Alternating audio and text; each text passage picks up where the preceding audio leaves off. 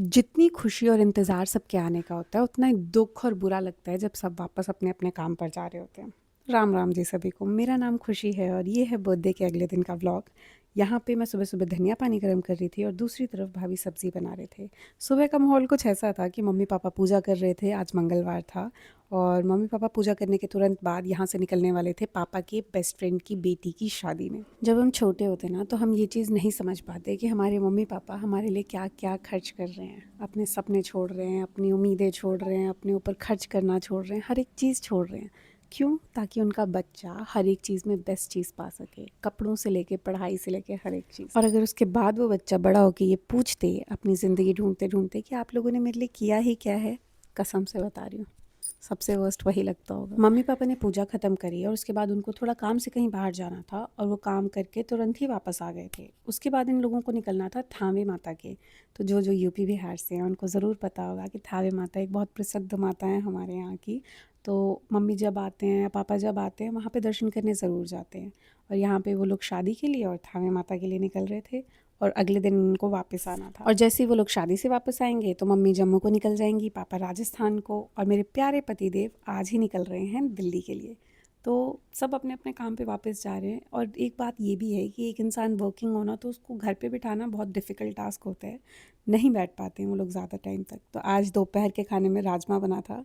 Rajma UP Bihar में नहीं बनता, पर मैं जम्मू में रही हूँ तो मुझे राजमा खाना बहुत पसंद शाम है। का टाइम हो गया था तो पतिदेव ने अपना नाश्ता किया, थोड़ा सा टिफ़िन पैक हुआ उनके लिए और वो निकल गए पापा का आशीर्वाद लेके घर के बाहर की तरफ। बाहर ऑटो मंगा रखा था क्योंकि आज पुंटन बेबी का ट्यूशन था तो वो ट्यूशन चले गए थे। और बच्चा चाहे जितना मर्जी बड़ा हो जाए या जितना मर्जी कमा ले, घर से निकलते टाइम मम्मी से भले ही वो 100 रुपये मिलें चाहे वो 500 रुपये, मिलना बहुत ज़रूरी होते हैं और उसमें उनका प्यार जो छुपा होता है। उसके बाद थोड़ी साफ़ सफाई हुई है, रात का डिनर बना, हम सब लोगों ने डिनर किया और सो गए। अगले ही दिन मम्मी पापा सुबह 6 बजे शादी से वापस आ गए थे। यहाँ पे मम्मी की तबीयत बहुत ज़्यादा ख़राब हो गई थी क्योंकि पानी भी बिदला था और मौसम तो बदल ही रहा है ऑब्वियसली। देखिए, कोई भी घर में आता है ना तो रौनक तो बहुत होती है और मम्मी पापा आए तो रौनक डबल हो जाती है।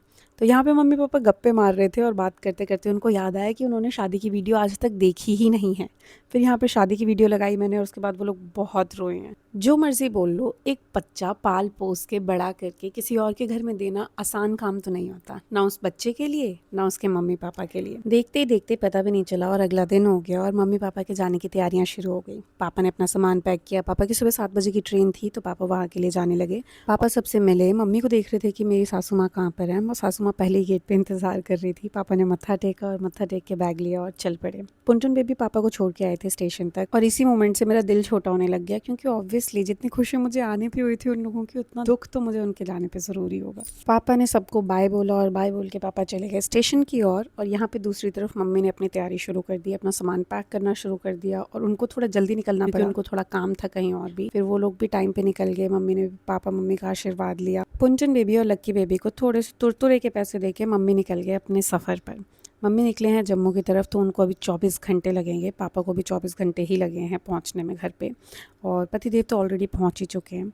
जैसे ही मम्मी जा रहे थे मेरा दिल बस मन कर रहा था ना कि मैं अभी चले ही जाऊं उनके साथ बैठ के। उसके बाद पूरा दिन बस ऐसे ही उदासी के साथ निकला है क्योंकि मम्मी पापा दोनों चले गए थे, पतिदेव थे नहीं, घर खाली था और घर सूना सूना लगता है तो बिल्कुल अच्छा नहीं लगता। शाम का माहौल यूँ था कि बाबू का फ़ोन आया था दिल्ली से और उससे बात हो रही थी और यहाँ पे वो कुछ तो बोल रहा था कि सब बहुत हंस रहे थे। आज के लिए बस इतना ही, ओके बाय।